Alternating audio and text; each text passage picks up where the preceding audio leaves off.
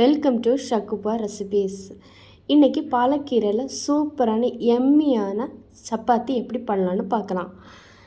அதுக்கு ஒன்றும் இல்லை, நம்ம பாலக்கீரை எடுத்துக்கணும்.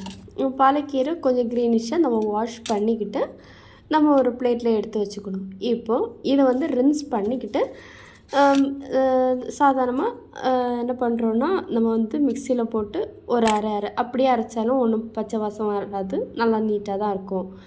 ஸோ அதுக்கப்புறம் என்ன பண்ணோம், ஒரு பவுல் எடுத்துகிட்டு நம்ம சப்பாத்தி மாவு வீட் ஃப்ளோரா நம்மளுக்கு ஏற்ற மாதிரி, இப்போ நான் ஒரு 2 சப்பாத்திக்கு ஏற்ற மாதிரி எடுத்திருக்கேன். 2 சப்பாத்திக்கு ஏற்ற மாதிரி போட்டுட்டு கொஞ்சம் சால்ட்டு போட்டுட்டு, அடுத்து கொஞ்சமாக ஜீரகத்தூள், அதுக்கப்புறம் கொஞ்சம் ஒரு ஸ்பூன், அதுக்கப்புறம் அடுத்து பெருஞ்சீரகத்தூள் கொஞ்சமாக போட்டிருக்கணும். அதுக்கப்புறம் பெப்பர் கொஞ்சமாக போட்டுக்கணும்.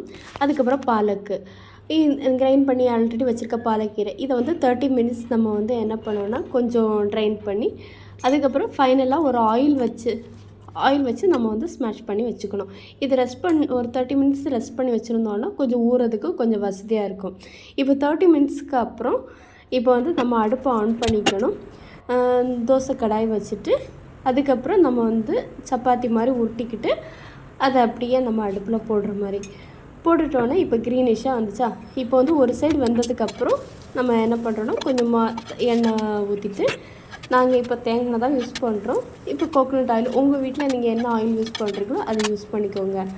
இது மாதிரி நான் 2 சப்பாத்தி எடுத்துக்கிட்டேன். இப்போ பார்த்துக்கிட்டிங்கன்னா மொறுன்னு ஒரு சைடு வந்ததும் நம்ம ஃபாஸ்ட்டாக திருப்பிக்கிட்டோட சப்பாத்தி சீக்கிரமாக வந்துடும். இப்போ அதை நம்ம பிளேட்டில் சர்வ் பண்ணிக்கிறோம். பாலக்கீரை, அதுக்கப்புறம் வெங்காயம் தக்காளி போட்ட ஒரு தொக்கு, ஃபைனலாக வெஜிடபிள் பால்ஸ் மாதிரி நான் ஒன்று பண்ணியிருந்தேன். நான் அப்புறமா ரெசிபி அப்புறமா வரக்கூடிய சேனலில் நான்